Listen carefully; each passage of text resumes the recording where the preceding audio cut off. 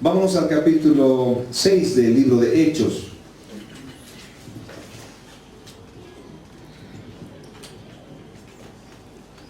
Hechos 6. Santo eres tú, Señor.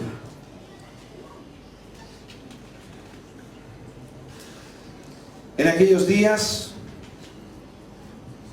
como creciera el número de los discípulos, hubo murmuración de los griegos contra los hebreos, de que las viudas de aquellos eran desatendidas en la distribución diaria.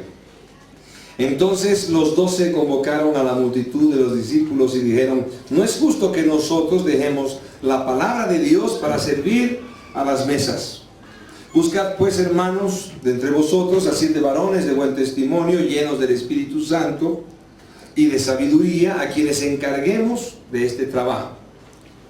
Y nosotros persistiremos en la oración y en el ministerio de la palabra.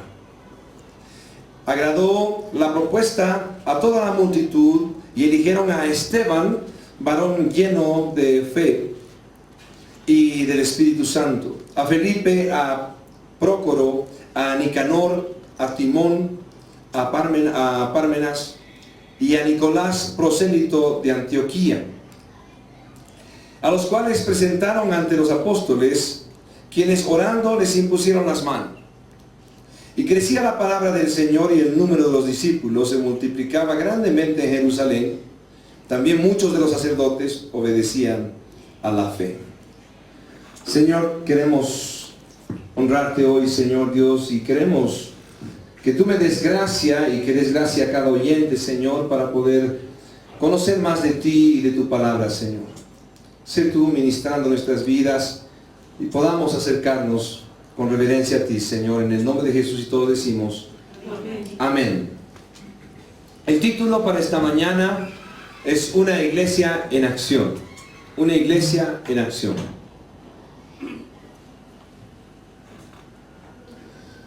Es interesante cómo encontramos en la familia que los esposos han delegado a sus esposas muchas cosas en el hogar. Han delegado las finanzas en el hogar, la crianza de los hijos, las reuniones del colegio y otras cosas más. Todo esto en nombre de ella lo hace mejor que yo. ¿Cuántos ustedes dicen amén? Amén. Es verdad. En nombre de ella lo hace mejor que yo. En nombre de yo he estudiado para otra cosa, o yo estoy muy ocupado. Por lo general esto nace de la confianza de los esposos y seguramente es como posiblemente con la mejor intención. Sin embargo, con el tiempo, algunos varones se preguntan y dicen: ¿por qué mis hijos me han reemplazado en mi paternidad? ¿Por qué mis hijos buscan consejo en otras personas? Luego se preguntan: ¿por qué no reconocen el amor que yo les tengo? Se preguntan también: ¿por qué mi esposa ya no me respeta? Posiblemente se preguntan: ¿por qué en casa ya no me toman en cuenta para nada? De la misma manera que sucede así en el hogar, también sucede en la iglesia. La mayoría de personas dejan en manos de otras personas lo que deben hacer. Y es muy importante que nosotros podamos concentrarnos hoy día justamente en una iglesia con acción, una iglesia en acción. ¿Por qué la iglesia está como está? ¿Por qué nadie se preocupa por estas cosas? ¿Por qué no me toman en cuenta para hacer algo en la iglesia? Es importante que podamos nosotros preguntarnos entre nosotros realmente estas cosas, porque la iglesia que Dios nos ha dado, y doy ejemplo de nuestra iglesia porque estoy predicándolo acá, y la iglesia que Dios nos ha dado también tiene vidas que son llamadas con un propósito específico por Dios. Sin embargo, igual que el varón que está delegando todas las cosas en su hogar a su esposa, termina en una situación de un poco más y echado al olvido. Así también las vidas que no toman su lugar en la iglesia terminan de la misma manera. Podamos volver a leer en Hechos 6, 1 al 7 y veamos, dice: en aquellos días, como creciera el número de los discípulos, hubo murmuración de los griegos contra los hebreos, de que las viudas de aquellos eran desatendidas en la distribución diaria. Entonces los 12 convocaron a la multitud de los discípulos y dijeron: no es justo que nosotros dejemos la palabra de Dios para servir a las mesas. Buscad pues, hermanos, de entre vosotros a 7 varones de buen testimonio, llenos del Espíritu Santo y de sabiduría, a quienes encarguemos de este trabajo. Y nosotros persistiremos en la oración y en el ministerio de la palabra. Agradó la propuesta a toda la multitud y eligieron a Esteban, varón lleno de fe y del Espíritu Santo, a Felipe, a Prócoro, a Nicanor, a Timón, a Pármenas y a Nicolás, prosélito de Antioquía, a los cuales presentaron ante los apóstoles, quienes orando les impusieron las manos, y crecía la palabra del Señor. Y el número de los discípulos se multiplicaba grandemente en Jerusalén. También muchos de los sacerdotes obedecían a la fe. Podamos concentrarnos entonces por un momento. Una iglesia en acción. Primer punto, enfrenta. Una iglesia en acción es el título. Primer punto, enfrenta. Segundo, busca. Tercero, delega. Cuarto, prioriza. Volvamos a repetir para que las personas que son sabias en anotar el mensaje puedan realmente tener todo claro. Una iglesia en acción enfrenta. Segundo, busca. Tercero, delega. Cuarto, prioriza. Primer punto, enfrenta. Una iglesia en acción enfrenta los problemas. El versículo 1 dice: en aquellos días, como creciera el número de los discípulos, hubo murmuración de los griegos contra los hebreos, de que las viudas de aquellos eran desatendidas en la distribución diaria. ¿Cuál era el problema que se debía enfrentar según el texto que estudiamos? Habían dos problemas. El primero era la murmuración sobre la falta de atención a las viudas. Algo que debían probablemente solucionarlo en la iglesia, y que puede ser que en ese caso las personas que podían solucionar este problema estaban esperando de los apóstoles que lo solucionen. Y los apóstoles estaban ocupados en la palabra del Señor, en la oración, en la administración diaria a cada vida. Sin embargo, había esta preocupación. Esta era una obra de la iglesia, ya que no existía ni un seguro en ese entonces social o algo por el estilo, ni tampoco jubilaciones y demás. Entonces la iglesia ocupaba un espacio muy importante en lo que era toda la obra social de alguna forma, y ese cuidado especial hacia los ancianos. Entonces vemos nosotros que el primer problema era justamente esta murmuración que existía por causa de el injusto abandono de las viudas de uno de los grupos frente al otro grupo. El segundo era la injusticia que se iba a cometer, haciendo que ellos, los apóstoles, descuiden su estudio y la enseñanza de la palabra, obviamente sustentados en una vida de oración, que para esto realmente Dios los había llamado, y que la iglesia no podía ser sustentada ni podía seguir viviendo, ni siquiera fortalecida, sin la palabra de Dios. Y esto es el llamado, este es el llamado que tenían igual los apóstoles. Veamos entonces como dice así la segunda parte del versículo 2. Dice: no es justo que nosotros dejemos la palabra de Dios para servir a las mesas.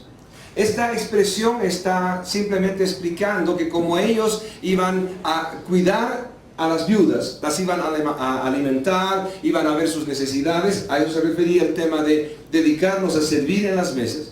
Y no era un tema donde los apóstoles eran aquellos que estaban viviendo como artistas y no podían tocar un plato de comida o no podían tocar una olla o limpiarla en el servicio, y querían permanecer así como una autoridad espiritual con una pinta feroz donde no ponen las manos en nada, solamente oro, solamente leo la Biblia o solamente estudio la Biblia, sino que realmente los apóstoles habían hecho de todo el tiempo, pero había llegado un momento en que la iglesia había sido levantada y la prioridad de la iglesia justamente había sido delegada por Dios a los apóstoles. Ellos necesitaban dedicarse a las escrituras y también a la oración por causa de que era su llamado. Me gusta mucho ver cómo en algunos seminarios nos hemos encontrado de repente en Guarina, por ejemplo, y les he contado alguna vez la historia que tomé a los pastores que estaban y a los líderes de alabanza y que estaban conmigo en medio de este seminario, y les dije, bueno, ok, vamos ahora a trabajar todos junto conmigo y vamos a primero lavar los baños. Y todos me miraron como que estamos invitados a predicar, estamos invitados a enseñar, y aquí el que está dirigiendo el seminario nos va a llevar a lavar baños. Y fue estupendo. Primero porque vi una reacción como que molesta de la gente. Pero luego algunos empezaron a encontrar cuál era el propósito de esto.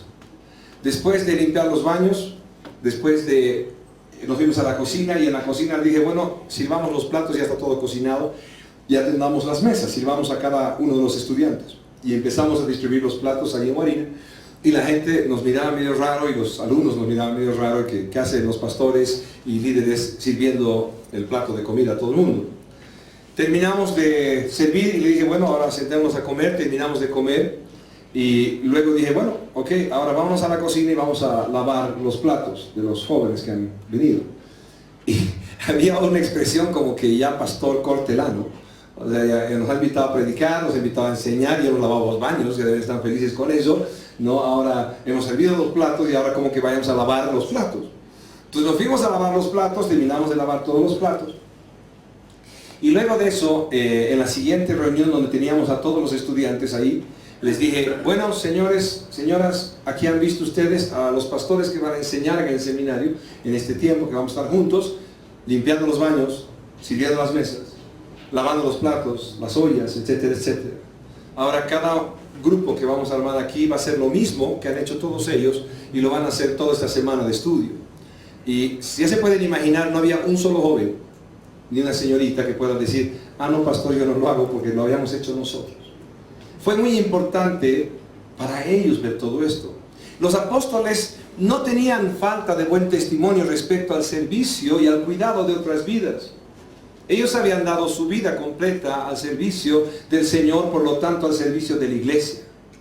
Pero otra vez digo, lo importante en medio de la escena que estamos compartiendo es que la iglesia estaba formada, la iglesia tenía que continuar, se debía seguir predicando el evangelio, debía darse fundamento tras fundamento con las escrituras a esta iglesia, porque de ahí mismo iba el Señor a mover la iglesia entera a todas partes del mundo para que Cristo sea conocido y haya salvación en los hombres. ¿Cuántos están entendiendo? Digan amén. Por lo tanto, las presiones que empezaron a existir entre ellos, entre los que eran de ascendencia judía y los que no lo eran, empezaron a decir, bueno, pero ¿por qué no cuidan a nuestras viudas o por qué no hacen? Y tenían toda la razón. No podía uno cuidar solamente las personas mayores, ¿no? Y las viudas no podían ser cuidadas de los hebreos y no de los que no eran hebreos, en medio de una iglesia donde habían ambas partes. Había gente que había sido judía y gente que no lo era. Pero había algo muy importante que se enfocaron justamente los apóstoles y dijeron, no es justo que nosotros podamos hacer esto y dedicarnos nosotros otra vez a seguir sirviendo, seguramente como lo habían hecho muchas veces. La prioridad era la palabra y la oración en sus vidas. ¿Cuántos dicen amén? Los problemas entonces de una iglesia que enfrenta es que no debemos nosotros escaparnos del reclamo.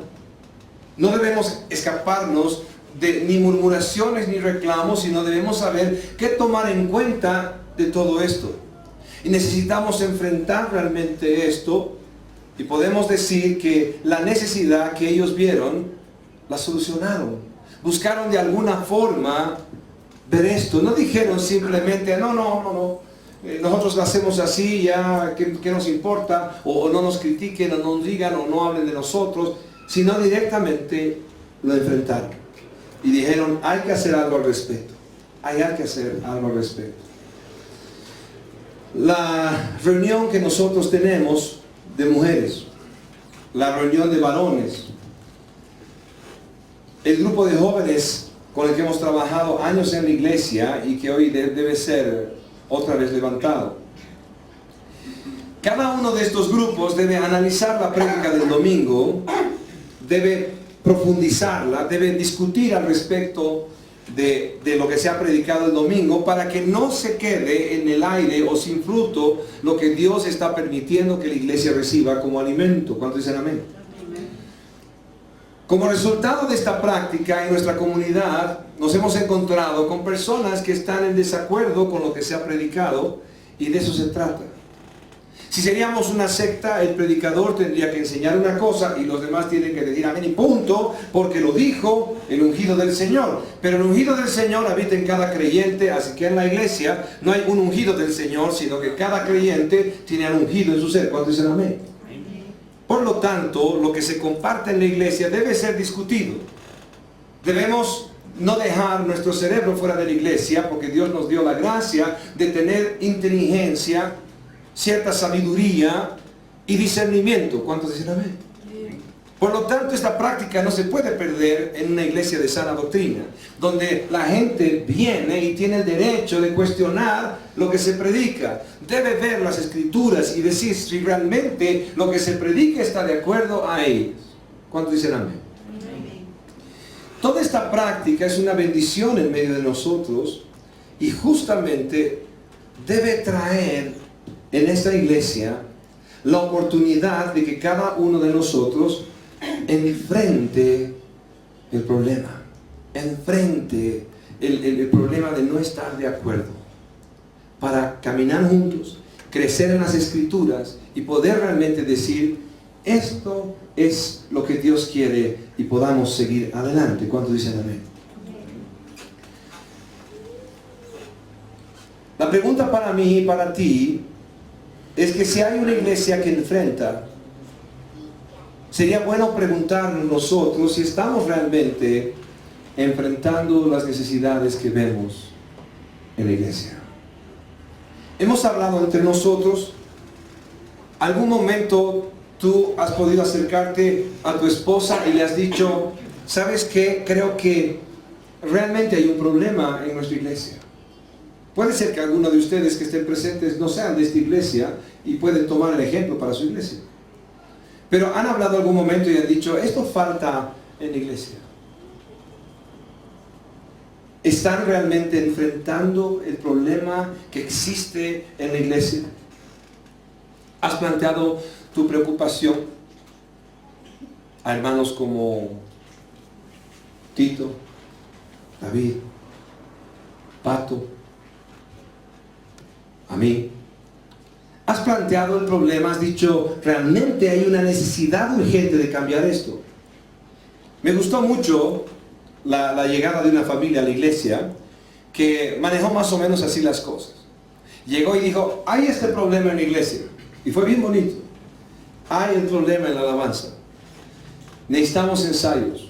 Necesitamos poder reunirnos para ensayar en la alabanza.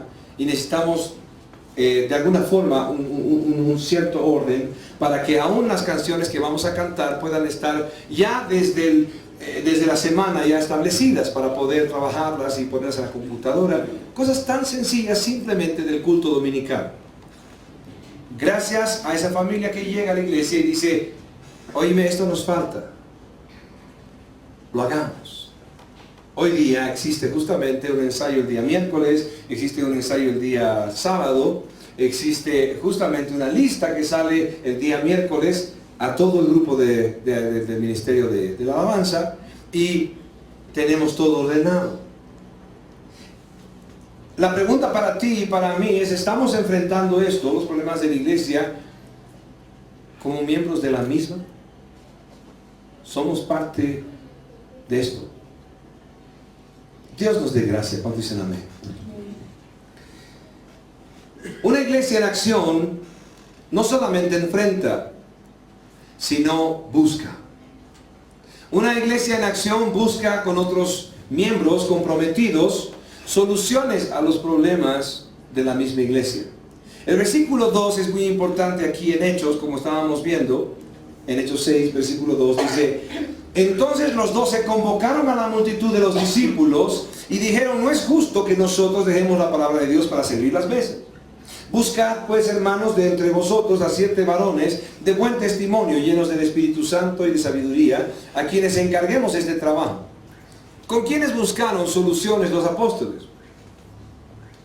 Presentaron primero los problemas, o el problema, a los discípulos, para junto a ellos ver la solución. Habían discípulos, habían aquellos que estaban formándose para servir a Dios. No en el sentido donde, bueno, como podemos ir o al seminario o a los cursos de teología específicos para formar liderazgo en teología, sino habían discípulos, había gente que estaba siendo formada, que caminaba cerca de un liderazgo donde estaban creciendo en el Señor. ¿Para qué? Para servir. Eran discípulos. Es muy importante que nosotros podamos entender ese concepto, porque es aquel discípulo el que está buscando ser como su maestro, y vamos a compartir algo al respecto más adelante. Segundo, consiguieron el apoyo de esos discípulos para avanzar en la solución del problema. El versículo 4 dice: agradó la propuesta a toda la multitud. Y luego los discípulos buscaron quiénes de entre ellos eran los más aptos para servir las mesas. Primer concepto que vimos es que habían discípulos.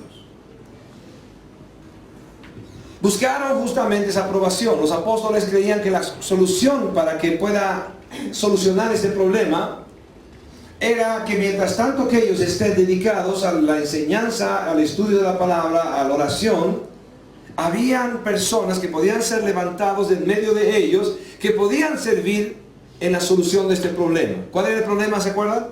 Había que servir a todas las viudas de la iglesia y no solamente a un grupo de ellas. Para empezar, un discípulo, como les decía, es alguien que pasa tiempo formándose, podemos decirlo, a los pies de su maestro. Un pastor, hace muchos años atrás, con el que hablé, le pregunté por qué su iglesia siempre tenía 20 miembros o 25 miembros todo el tiempo. Y más o menos estábamos hablando de que la iglesia de este pastor había sido levantada el año 82 más o menos. Y luego más o menos el 86 él se hizo cargo de toda la iglesia hasta hoy. Y yo pude hablar con él con mucho cariño y respeto y le dije: ¿qué pasa con tu iglesia? ¿Por qué solo tienes esta cantidad de miembros y eternamente la historia de tu iglesia? Y él me dijo: porque años de años he vivido cuidando de todos y no priorizando en algunos. He cuidado de todos los que vinieron a la iglesia, me he preocupado de todos en general, pero nunca he priorizado en algunas personas que realmente estaban dispuestas a aprender, estaban dispuestas a crecer. Querían parar un momento su trabajo, sus responsabilidades, pero podían estar conmigo. Nunca prioricé en algunos que estaban dispuestos. Y me puse a pensar y dije: realmente debe ser así. Los pastores debemos cuidar a todos, pero debemos priorizar en algunos. ¿Cuántos están de acuerdo? ¿Y en quién deberíamos priorizar? En los que están dispuestos. Porque la gente está corriendo en su vida constantemente, o por amor al dinero, por amor a sí mismo, o por una realización personal, y siempre está ocupada. La persona siempre está ocupada. Pero solo aquellos que están dispuestos a que Dios pueda obrar en su vida, paran el momento, paran la vida y dedican un tiempo para ser formados. Así encontramos y hemos encontrado en la iglesia gente que ha podido dedicarse a un discipulado, o ha podido estudiar un discipulado, o ha podido estar en una reunión específica y crecer en esa reunión con el tiempo, tratando de conocer más de Dios, tratando de crecer como persona para que Dios pueda usar su vida. ¿Cuántos dicen amén? El discípulo está caminando cerca de un maestro. Si bien nuestro supremo maestro es Cristo, a quien hacemos bien en imitar, el apóstol Pablo dice, imítenme porque yo imito a Cristo. Y Pedro dice, no se enseñoreen de los demás, sino sean ejemplo para ellos. Y esa forma justamente de discipular es la que queremos. Un discipulado donde podamos llevar a las personas a Cristo, pero busquemos ser ejemplo de alguna forma para otros. Podamos caminar con otros. El Señor Jesús, ¿qué hizo? Tomó discípulos, dice, para enseñarles y andar con ellos. Y andar con ellos. Pero si la gente no tiene tiempo, porque jamás se da tiempo para poder caminar con líderes o con personas maduras en la iglesia, nunca van a ser discipulados. ¿Por qué? Porque siempre están ocupados. La realidad es esa. Este pastor decía, he pasado tiempo con todos, pero no he priorizado en nadie. ¿Y en quién debemos priorizar? En aquellos que pueden parar su vida y decir, yo sí tengo tiempo para crecer en la palabra del Señor, para crecer en el conocimiento de las Escrituras, para formar mi vida, para ser transformada mi vida, en medio de un discipulado donde yo quiero realmente vivir para el Señor y buscar la imagen de Cristo en mi vida siempre. Cuando dicen amén. Podamos ver entonces que puede existir que nuestra iglesia sea una iglesia como muchas otras, donde hay un montón de creyentes, pero no en el sentido bíblico. Hay gente que cree, no en el sentido bíblico. Entonces se le pregunta, ¿tú crees en Dios? Sí, creo en Dios. ¿Crees en Jesús? Creo en Jesús. ¿Creo en la cruz? Creo en la cruz. ¿Y qué estás haciendo al respecto? Nada. Creyentes. Creyentes que creen en todo. Es peor, creen en lo que dice el pastor y ni siquiera lo cuestionan. Porque no tienen tiempo ni siquiera para escudriñar las Escrituras y decir, ¿será verdad que lo que predicó el pastor el domingo está bien según las Escrituras, según la palabra de Dios? Las iglesias pueden estar llenas de creyentes, gente que cree en todo y también cree en el pastor. Pero lo que no cree es que hay necesidad de, luego de escuchar una enseñanza, ir a las Escrituras y decir, ¿realmente lo que estoy aprendiendo es de Dios o no es de Dios? Por muchos años tú y yo hemos visto, y creo no equivocarme, diferentes movimientos modernos del cristianismo. De repente ha aparecido alguien y ha dicho, ¿sabes qué? Vamos a practicar la risa santa, porque el Espíritu se va a mover en medio de nosotros. Y de repente había una chacota general en las iglesias donde la gente reía y se tiraba al piso y reía, y era incontenible. Parecía una posesión demoníaca de risa, más que el Espíritu Santo haciendo cosquillas a la gente, porque no tiene ninguna posibilidad de que el Espíritu Santo esté buscando que la gente se ríe. Porque el Espíritu Santo convence de pecado, justicia y juicio. ¿Para qué? Para salvación. Pero la gente cree porque no va a las Escrituras, porque no tiene tiempo para ir a las Escrituras después de que se le predica. Y como es más fácil ver una manifestación de alguna cosa espirituosa, se contenta con eso y dice, Dios estaba con nosotros. El fin de semana, sabes que el Espíritu bajó y la iglesia no hubo prédica, cantamos toda la mañana, el Espíritu lo guió al pastor. Y dijo, no, hoy día no hay prédica porque el Espíritu se mueve, toque la batería, salte, baile, grite, chille, patale.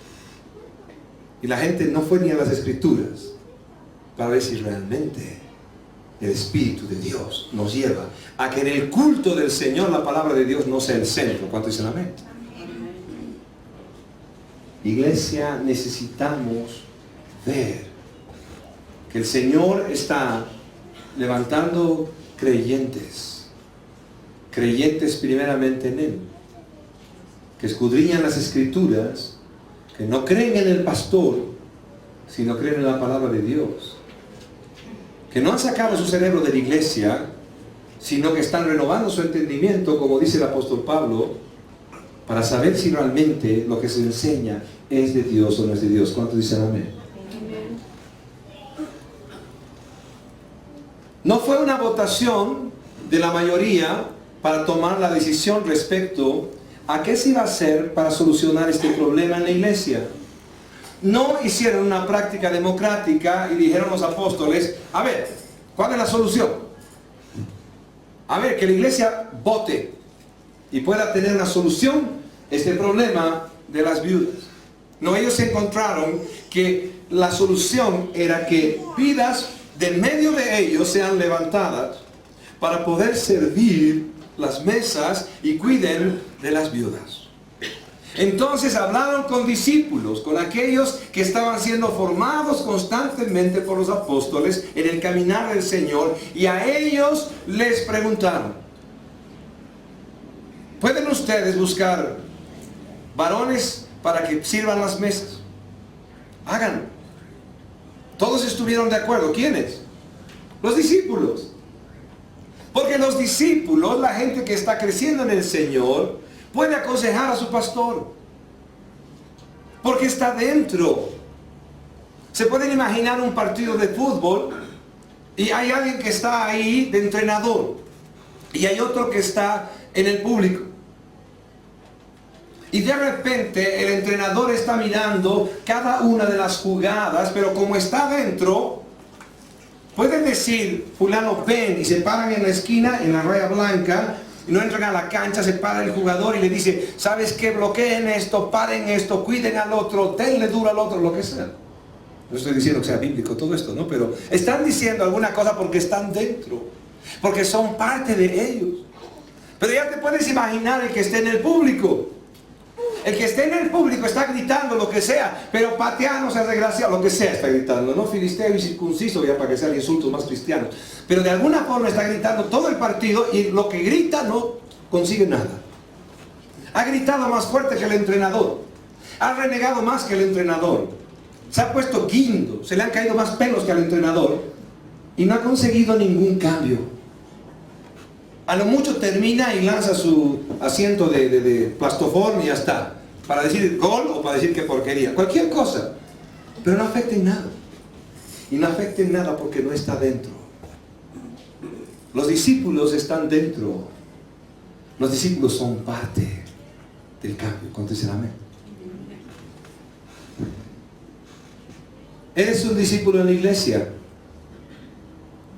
¿Eres un discípulo en la iglesia? ¿O eres aquellos de los que no tienen tiempo?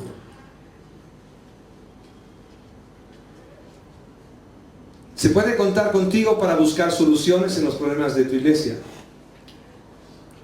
¿Se puede contar contigo para buscar soluciones en los problemas de tu iglesia? Dios cambia nuestras vidas. ¿Cuántos dicen amén? Sigo llegando a lugares a predicar a otras partes y sigo mandándoles los saludos de ustedes donde voy. Y sigo diciendo, tengo una hermosa iglesia. ¿Cuántos dicen amén? Soy un pastor privilegiado. Tengo mucha gente que está cerca mío, tan hermoso. Hay gente que conozco realmente los secretos más grandes de ellos y que puedo compartir, llorar con ellos, reír con ellos. Es hermoso. Pero la pregunta sigue en tu vida. ¿Eres un discípulo en medio de la iglesia? ¿Se puede contar contigo para el cambio? Porque si es así, entonces estás dentro. Pero si no, sigues entre los del público. Y los del público no hacen nada. Los del público no hacen nada. No cambian nada, no afectan nada. Hace muchos años me paré frente a un púlpito y había mucha gente a mi alrededor y yo estaba no de frente en el púlpito, sino frente al púlpito, estaba en la última banca. Y dije, Señor, te necesito en verdad, soy un pecador asqueroso, tengo todos los pecados en mi vida, no hay uno que no me encante, pero te necesito a ti, Señor. Y vengo porque no tengo otra salida, solo tú puedes transformar mi realidad, saciar mi vacío, llenar mi vida. Pero no quiero ser como todos los hipócritas que están aquí. Y había un montón de gente. Y al frente ahí estaba el pastor y había un púlpito. Y dije, no quiero ser como estos hipócritas, todos ellos. Y con ajos y cebollas dije más o menos lo que pensaba de los de la iglesia. Y después de eso dije, pero te necesito. Parece que el Señor escuchó mi oración. Y me dijo, ok, ahora tú andas al púlpito y vas a predicar y vas a ser el pastor. Y a ver cómo lo haces para que haya una iglesia diferente. Y sueño con esta iglesia, amo esta iglesia. Y quiero una iglesia diferente. ¿Cuándo dicen amén? Una iglesia en acción es una iglesia que delega. Es una iglesia que delega. Tercer punto. Una iglesia en acción delega. Versículo 3 en adelante. Buscad pues, hermanos, de entre vosotros a 7 varones de buen testimonio, llenos del Espíritu Santo y de sabiduría, a quienes encarguemos de este trabajo. Versículo 4. Y nosotros persistiremos en la oración y en el ministerio de la palabra. Versículo 5. Agradó la propuesta a toda la multitud y eligieron a Esteban, varón lleno de fe y del Espíritu Santo, a Felipe, a Prócoro, a Nicanor, a Timón, a Pármenas y a Nicolás, prosélito de Antioquía, a los cuales presentaron ante los apóstoles, quienes orando les impusieron las manos. No impusieron manos para que reciban algún tembleque o algo por el estilo que se puso de moda hace muchos años atrás con la metafísica cuando entró a la iglesia, sino que la señal para los judíos era que la imposición de manos era como decir así, ok. Otra vez repito, la imposición de manos para los hebreos era así. No imponían la mano así por si acaso, ¿no? No era huella digital, sino imponían la mano y estaban diciendo, estamos, recuerden, son enviados. Nosotros estamos con ustedes. Para eso se imponían las manos. Ese era el llamado, esa era la señal. Entonces los discípulos aprobaron a quienes habían escogido. Ellos pusieron las manos y dijeron, sí, ellos son, van a servir. No fueron los apóstoles los que buscaron a quienes podían servir las mesas. No fueron los apóstoles los que buscaron a quienes podían servir las mesas. Ellos solo aprobaron a quienes podían servir las mesas. Los discípulos estaban en medio de la congregación. Los discípulos conocían a cada quien. Los apóstoles dijeron, ellos deben ser aquellos que cumplan estas características. Y los discípulos buscaron de entre medio de ellos y dijeron, es fulano, es él, es el otro. Y los apóstoles dijeron, aprobado. Solo impusieron las manos y aprobaron la elección. Versículo 6. A los cuales presentaron ante los apóstoles, quienes orando les impusieron las manos. Era necesario que los apóstoles puedan continuar con el estudio de la palabra, la enseñanza y la oración. Si no había gente dispuesta a compartir las cargas de la iglesia, ellos hubieran tenido que abandonar esto para dedicarse a atender a las viudas de la iglesia. Ellos hubieran tenido que parar porque no había gente dispuesta en medio de la iglesia. Ellos hubieran tenido que dejar el tiempo de oración y de estudio de las escrituras para poder servir las mesas. Hay una ilustración muy interesante en medio nuestro. Hace un tiempo atrás tuvimos el gozo de poder compartir con Oscar y Uli, y quiero tomar ejemplo a ellos para que nadie se consienta aquí. Como ellos están allá, no se van a consentir allá, ¿no ven? Pero seguro que tengo buenos ejemplos también en medio de ustedes. Pero delegamos el grupo de alabanza a Oscar y a Uli, ¿se acuerdan? Amén. Un tiempo maravilloso para mí. Se me adormecía la boca, me mordía la lengua, me temblaban las manos, tenía cosquilleo en los pies, porque estaba parado aquí y ellos estaban dirigiendo la alabanza y yo no cantaba nada. Yo estaba sentado ahí esperando que me toque predicar y ya no sabía qué hacer porque yo quería estar acá arriba cantando. Pero Oscar cantaba mejor que yo, canta mejor que yo. Oscar toca el teclado Y lo hace muy bien. Toca la batería que da calambre. ¿No ve? Uli estaba cantando como los ángeles ahí. Y sacaba su trombón de vez en cuando. Pero lo interesante es que cuando Oscar tomó esta carga, él ya había sido uno de los de la alabanza que había estado sujeto bajo alguien en autoridad respecto a la música de la iglesia. Y había estado buen tiempo sirviendo, apoyando y ayudando en todo. Cuando llegó de la iglesia, que él estaba muchos años y realmente tomó la decisión de congregarse con nosotros, él tenía más o menos como, aquí está Tito, que es su tío, de haber tenido como unas 7 responsabilidades en su iglesia. Algo así, ¿no? Unas 7 responsabilidades, en todo estaba metido. Cuando llegó acá, lo dejamos en la banca por un tiempo, después lo pusimos a tocar batería y poco a poco empezó a servir. Y realmente, como es mi pensar, la gente no tiene que servir en la iglesia 6 días a la semana, ni 5 días a la semana, ni 4 días a la semana. Entonces lo tuve más tranquilo y le dije, yo quiero que estés ahí, en la iglesia, haciendo esto, haciéndote cargo de aquello, pero no en 20 cosas. Quiero que hagas algunas, porque necesitas pasar tiempo con tu esposa en tu hogar. ¿Cuánto dicen amén? Porque el que no puede realmente proveer para su casa, menos proveer para la iglesia. ¿Cuánto dicen amén? Entonces, él tomó a su cargo la cosa y realmente, cuando delegamos, porque una iglesia realmente delega, cuando delegamos yo me ponía muy nervioso porque él agarraba y de repente decía, tú, ¿tocas la guitarra? Sí, decía. A ver, y sonaba cualquier cosa. Decía, ok, vas a tocar entonces. Ven a los ensayos. Y empezaba a trabajar con cada uno que no sabían realmente hacer las cosas. La gente no cantaba bien y cantaba con él. La gente no tocaba bien y tocaba con él. Y perseveraba Oscar con cada uno de ellos, no sé cuánto tiempo. Y de repente empezaban a tocar bien, ¿no? De repente empezaban a cantar bien. Algunos obviamente se iban, que sí, porque no lo hacían muy bien. Pero empezaba a armar gente. Y vimos el resultado de un trabajo muy lindo porque fue delegado. A pesar de que no era a mi manera, a pesar de que no era a mi forma. No, seguramente cuando escuche, no sé, los blues o lo que sea, Oscar le puede decir, pastor, ¿qué estás haciendo? Digamos, porque no tenemos ni los mismos gustos. Pero pudo tomar y a su cargo las cosas y llevarlo adelante. ¿Cuántos saben que es verdad? Digan amén. Pero a veces delegar tiene un mal sabor. En el caso de Oscar fue tan hermoso delegar porque realmente descansamos en su trabajo y fue una bendición para todos. Luego tomó a su cargo los jóvenes, hizo un excelente trabajo con los jóvenes. No podemos tener queja. Gran cantidad de jóvenes que estaban con él ya están casados, no sé dónde están, pero están casados. No, o sea, hizo un buen trabajo, definitivamente.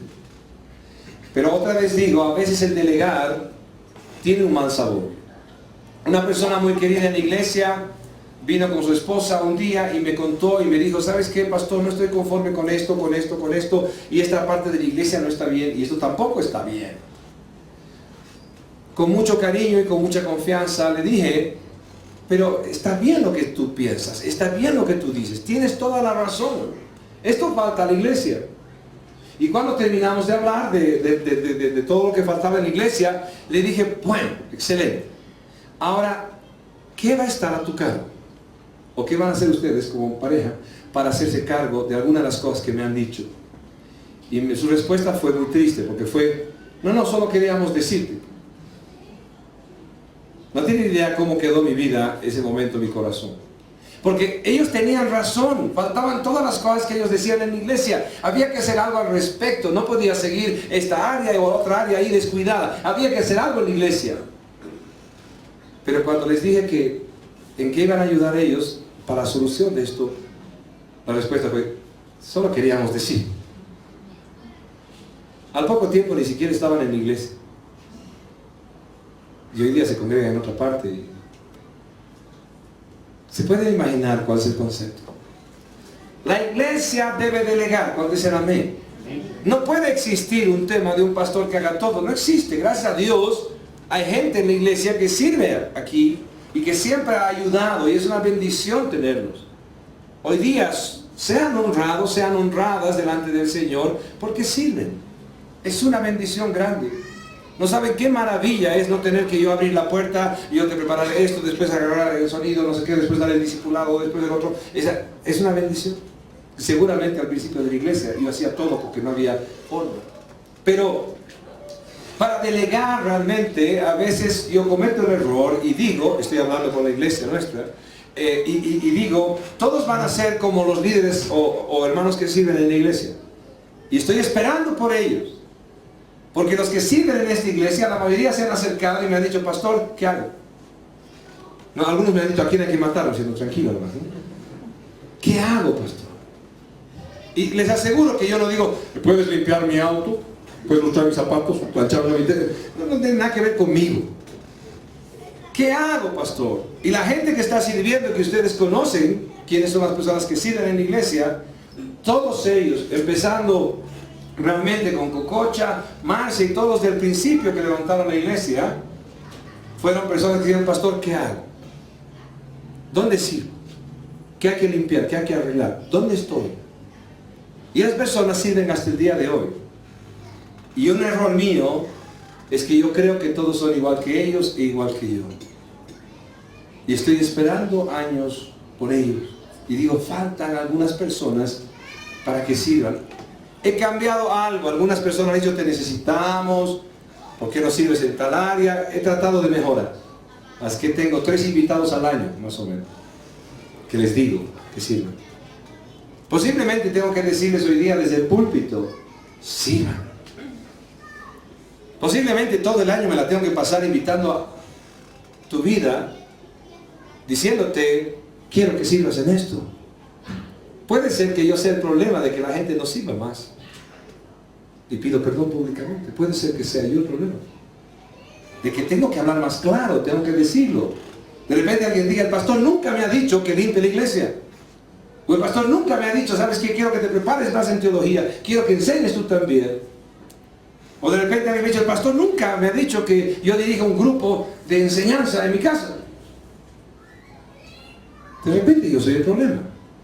No digan amén, por si acaso. Pero puede ser. Pero una iglesia delega. Una iglesia en acción debe delegar. No todos enseñarán, no todos predicarán, no todos serán consejeros, no todos serán músicos, pero la iglesia es de las personas que la componen. ¿Cuántos dicen amén? Y no existe otra forma. Las vidas que son parte de una iglesia, Dios los ha traído, el Espíritu Santo dice que los ha puesto debajo del pastor, así dice la Escritura. Los ha traído el Espíritu Santo para que sean cuidados, para que sean pastoreados, y ellos son los que van a obrar. Es súper importante acordarnos de la visión de la iglesia en Efesios 4, 11 al 13. Cuando habla de lo que los ministros perfeccionan a los santos, para la obra del ministerio, para que cada uno que haga, sirva en el ministerio, sirva. En ningún momento la iglesia, en Efesios 4, dice que los ministros perfeccionan a los santos y siguen perfeccionando a los santos hasta el resto de los días, sino que perfeccionan a los santos para la obra del ministerio. ¿Con qué perfeccionan a los santos? Con la palabra del Señor. Domingo a domingo, ministración en ministración, en consejería, y en cada momento que estamos juntos son perfeccionados para la obra del ministerio. Es un discipulado que nunca acaba realmente para aquellos que sí tienen tiempo y que quieren cambiar sus vidas. ¿Cuántos dicen amén? Perfeccionan a los santos para la obra del ministerio, a fin de que lleguemos a la semejanza de Cristo todos. Pregunto, ¿qué debe ser delegado en tu vida? ¿Qué debe entregarte el pastor? ¿Qué debe entregarte el liderazgo en la iglesia? ¿Qué debe entregarte a ti como tu responsabilidad? No para poner una carga sobre tu vida, sino darte el privilegio de servir al Señor en su iglesia. ¿Cuándo dicen amén? Vuelvo a preguntar, ¿qué debemos delegarte? ¿Qué debemos darte? No soy una persona que está buscando menos trabajo para mi vida, pero sí sé que el Señor tiene aquí reunidos hombres y mujeres que van a servir al Señor en medio de su iglesia. ¿Cuántos dicen amén? ¿Has venido a ser parte de una iglesia? ¿Eres parte de esta iglesia? ¿Saben los demás que eres parte de esta iglesia? ¿Se han dado cuenta los que te rodean que eres parte de esta iglesia? Alguien me dijo, cuando yo vivía en el interior, alguien me dijo, los paseños son realzados, son de antipáticos, se creen la muerte. Y yo, buena gente somos. Pero así me decían, son de antipáticos, creídos. Una vez tuve una reunión ahí en Cochabamba con un grupo de paseños, y que de mucho tiempo tuve una reunión con ellos, y cada uno hablaba de sí. Y decía, sí, ¿sabes qué? Yo he venido a ser gerente de no sé qué. No, yo estoy de la jefatura de no sé cuál. Y ¿sabes qué? Yo estoy ganando no sé cuál. Y yo los miraba y decía, no me han mentido. Qué farsantes. Qué terrible. Me daba ganas de ser presidente de no sé dónde para bajonearlos a todos. Pero iba a caer en lo mismo, ¿no? Era mejor quedarme callado. Pero parece que de alguna forma el estigma que hay sobre el paseño es que es capaz de sentarse en la iglesia y no conocer al de su izquierda ni al de su derecha. Una iglesia que delega, está delegando realmente el servicio del Señor a otros. El liderazgo, el pastor está delegando constantemente, está diciendo, tú eres parte de la obra de Cristo. Sin embargo, pareciera realmente que ni conocemos al de la derecha y a la izquierda. Imagínense si seríamos una iglesia de 600 personas. Habría un grupo de 20 de repente que se conozcan, que caminen cerca, que se ayude, que se llame, que se preocupe por qué no ha venido el otro, que pueda decirle, oye, ¿qué pasó el domingo? ¿Otra vez fue cumpleaños de algún sobrino y lo hiciste el domingo? ¿Qué pasó? ¿Por qué no estás acá? El llamado nuestro es delegar. Debemos decir a todo el mundo, sabes que es tu responsabilidad, tú debes cuidar de otros. El pastor debe hacer la administración, la consejería puntual, bíblica, y debe dar respuesta clara y bíblica al problema de cada uno. Debe preocuparse. Pero el pastor no puede llamar a cada persona a decir, hola, ¿por qué no viniste? ¿Por qué no viniste? ¿Por qué no? A pesar de que lo hacemos alguna vez. Porque en medio de nosotros hay gente que ama a su prójimo. ¿Cuándo dicen amén? Y que se preocupa por otros. La pregunta otra vez es si estamos delegando y delegando, ¿qué vas a recibir como tu responsabilidad? ¿En verdad vas a cuidar a otros? Todavía seguimos con esa vida donde la palabra de Dios no ha hecho ese cambio y seguimos guiados por nuestras emociones y sentimientos. No siento llamar a Jorgito. Me preocupa, no ha venido, pero no siento llamarlo. No siento, no sé. Imagínense si el Señor Jesús tenía que sentir salvarnos. Cuando el Señor estaba orando, estaba sintiendo que era terrible lo que venía y dijo, pasa de mí esta copa. Transpiró sangre en sus emociones y sentimientos. Realmente no había un tema, quiero ir a la cruz. Si no pasa de mí esta copa, no voy a la cruz, Señor. Si se puede. Al final dijo, pase de mí esta copa, pero no se haga mi voluntad sino la tuya. Y el Señor Jesús tomó la carga. Pero no sintió tomarla. La tomó por obediencia al Padre y por amor a ti y a mí. ¿Cuántos dicen amén? Y a veces nosotros seguimos pensando, siento llamar, siento preocuparme por alguien, siento.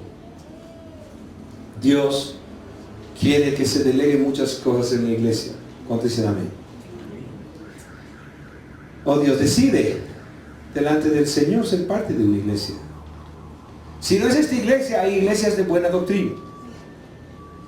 Me gusta mucho la iglesia de Joaquín Barrao. Prefiero la mía, pero me gusta mucho la iglesia de Joaquín Barrao. Es buena iglesia. Pero donde vayamos, seamos parte de la iglesia. Seamos parte de la iglesia. ¿No saben qué maravilloso? No está Karina por acá, ¿no? Sigue en Cochabamba. Ha vuelto a Cochabamba, Karina. ¿No saben qué maravilloso es escuchar del pastor Tecito, el testimonio que ha dado Karina como parte de nuestra iglesia, yéndose allá. Pastor en todo sirve, en todo apoya. Pastor siempre está, para todo. Es fiel, sus diezmos, ofrendas, es ordenado, está ayudando, está apoyando. ¡Qué maravilloso! ¡Qué maravilloso que podamos decir nosotros! Tenemos una hermana en Cochabamba que ha dado testimonio de lo que es nuestra iglesia. De gente fiel, de gente comprometida, de gente involucrada con la obra. Si tú vas a ir a alguna parte, vas a poder dar testimonio de que la buena doctrina trae estos frutos. O como no se habla de diezmos y ofrendas y todo es, no pactes con Dios, no es un tema de negocios, entonces no somos fieles. Como el pastor no habla de diezmos, yo no diezmo. Como el pastor no está cobrando las ofrendas y no está manipulando desde el púlpito, entonces yo no doy. Como el pastor no exige que uno vaya a tantas reuniones, y porque si no es un hereje, o que Dios no está con él, si no va a 3 reuniones a la semana, y que si no viene, entonces no voy. ¿Cuál es el llamado para tu vida? La fidelidad, el caminar con Dios debe ser un tema de decisión personal. Debemos cada uno de nosotros decir, Señor, yo soy parte de esta iglesia, porque a través de la iglesia tú vas a traer salvación a este mundo. Eso dijo el Señor. No fue un plan del pastor, no fue un proyecto de los ministros, de los líderes. No dijeron, levantemos una iglesia o una hamburguesería. No sé cuál te gusta, pizzería o iglesia. Se levantó la iglesia del Señor para predicar el evangelio para la salvación de los hombres. Si otros están haciendo negocio de la iglesia, allá ellos, Dios tendrá su tiempo y su juicio. Pero las iglesias de sana doctrina deben seguir siendo sustentadas por hombres y mujeres que no solamente diezman y ofrendan, sino que trabajan en su iglesia y están afectando a otras personas, y primeramente están afectando a los que están sentados a su lado, a su derecha o a su izquierda, cuidándoles, amándoles, bendiciéndoles. ¿Cuántos dicen amén? Una iglesia en acción prioriza. Cuarto punto y último. Alguien diga, wow, sí, último, por favor.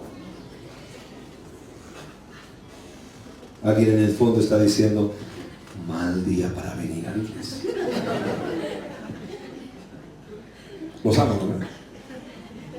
Saben que los amo, ¿no? El que no sabe que lo amo, me pregunta, para que le confirme. Una iglesia en acción prioriza. Versículo 3 y versículo 4 de la escritura que estamos leyendo en Hechos. Buscad pues, hermanos, de entre vosotros a 7 varones de buen testimonio, llenos del Espíritu Santo y de sabiduría, a quienes encarguemos de este trabajo, y nosotros persistiremos en la oración y en el ministerio de la palabra. La prioridad de los apóstoles, y lo voy a decir nuevamente, era el estudio de la palabra, la enseñanza, el consejo bíblico pastoral, la oración y dirección de la iglesia. Otra vez repito, la prioridad de los apóstoles era el estudio de la palabra, la enseñanza, el consejo bíblico pastoral, la oración y dirección de la iglesia. Yo no soy apóstol y no hay apóstoles en este mundo después de los que hubieron.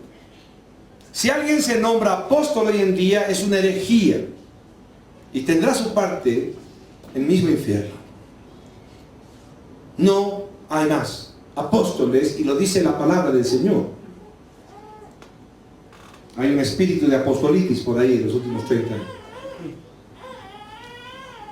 Sin embargo, la prioridad en nuestra iglesia y en cada iglesia de sana doctrina es que haya un pastor que realmente tenga tiempo para estudiar las escrituras y compartirlas. ¿Cuántos dicen amén?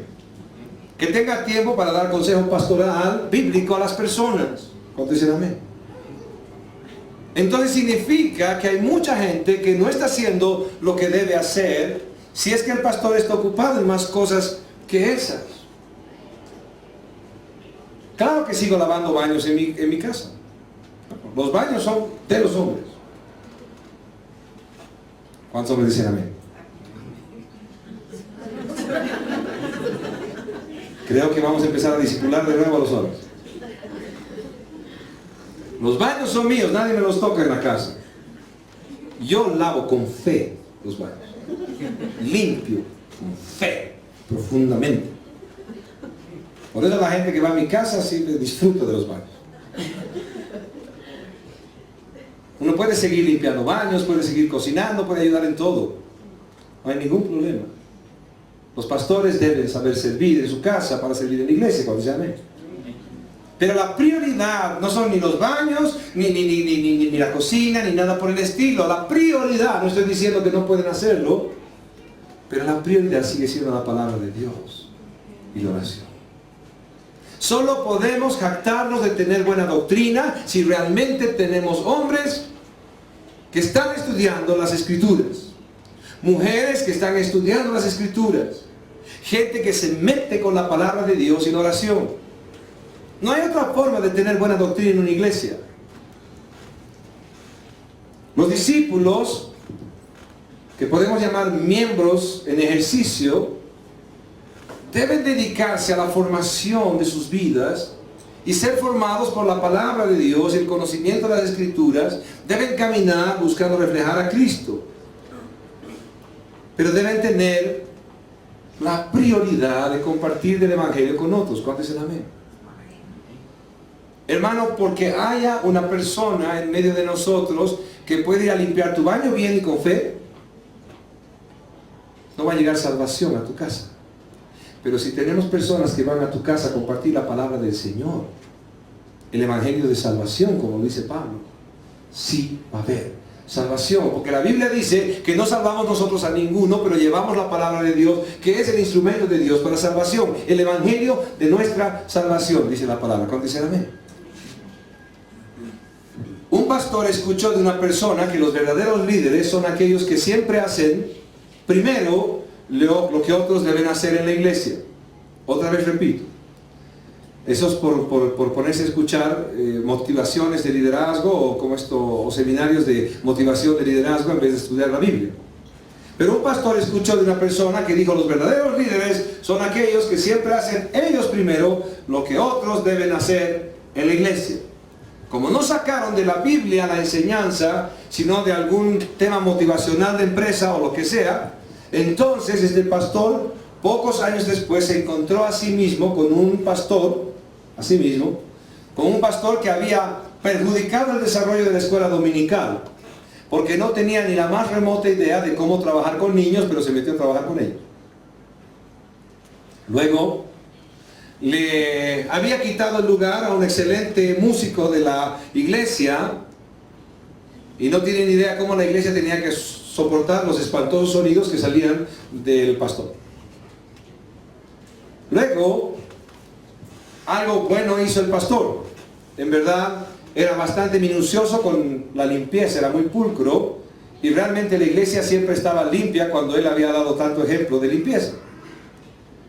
También fue bien, de alguna manera, lo que hizo, dando 6 cursos de discipulado por semana. Ya se pueden imaginar más o menos cómo quedó su casa. Su esposa también necesitó buscar un reemplazante como esposo, porque él estaba dando 6 cursos de discipulado en la iglesia. Lo mejor que hizo este pastor es conseguirle una buena pareja a su esposa. Los hijos también encontraron suplente. Grandes amigos. Grandes amigos. Lo triste también fue que unos años más tarde la iglesia estaba totalmente animada y llena,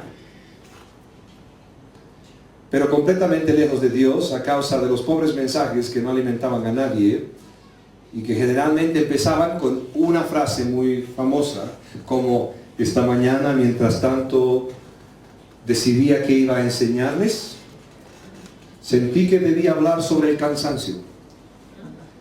Otra frase famosa de este pastor que trató de hacer esto fue una frase donde empezaba la prédica y decía: anoche soñé con un ángel que me llevó a preparar esta enseñanza. La otra frase para comenzar su prédica fue: hermanos, no pude preparar nada para este domingo, pero el Espíritu me guió a escoger este versículo.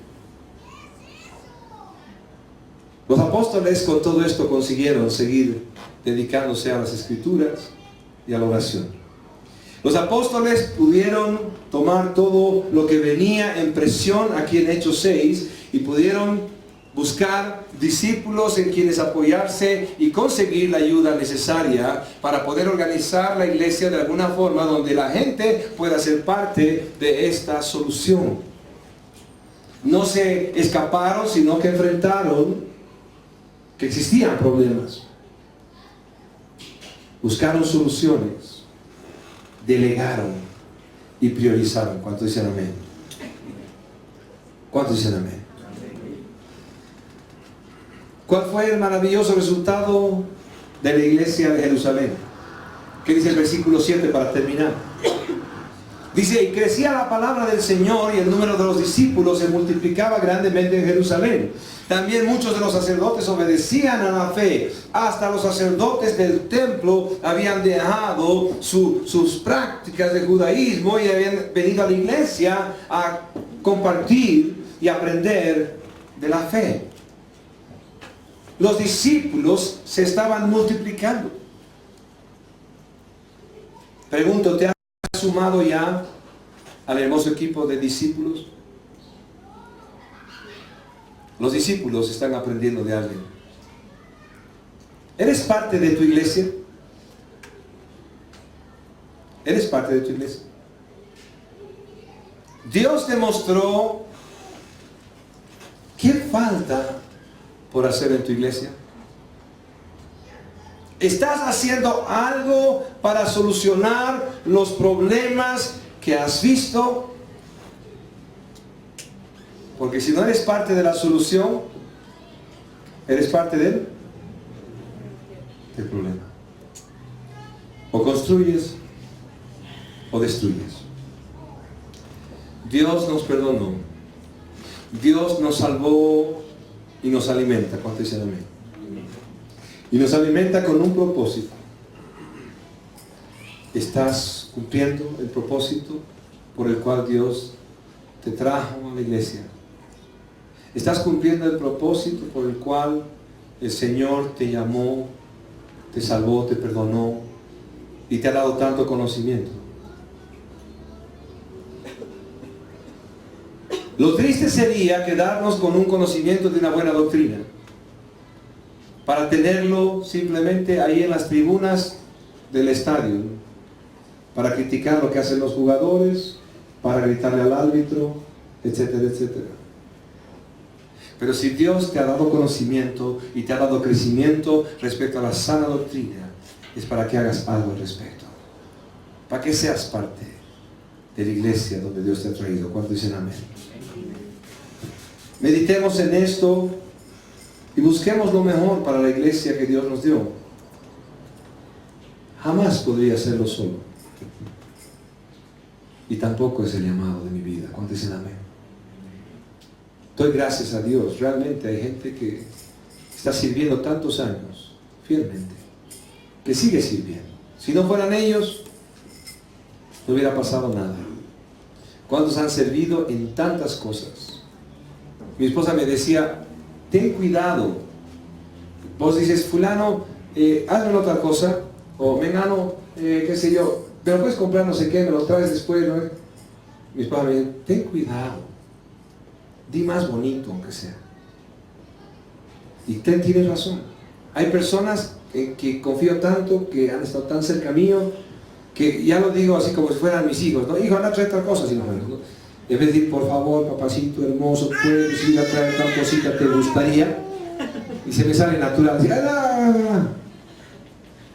Pero sigo dando gracias a Dios por las personas que, a pesar de mis defectos, mis errores, que son muchos, siguen sirviendo, siguen apoyando. Quiero hoy día honrar a cada persona que sirve. Quiero alentar las vidas de cada persona que sabe que Dios ya la ha llamado al servicio y que debe dejar algunas cosas, que debe abandonar algunas cosas y que debe conservar su vida al servicio del Señor. Dios está llamando. ¿Cuántos dicen amén? Y quiero pedir perdón públicamente por las cosas que no hago bien, y que seguro son muchas también. Pero sobre todo doy gracias a Dios, porque tengo una iglesia que me ama, una iglesia que amo profundamente. Y doy gracias y hablo también en nombre de los líderes de la iglesia, que podrían decir juntamente conmigo lo que estoy diciendo, que se sienten parte de esta enseñanza también, y de este clamor, y de esta forma de alentar a toda la iglesia, para que reciba su llamado. ¿Cuántos dicen amén? Pongámonos de pie, podamos orar al Señor.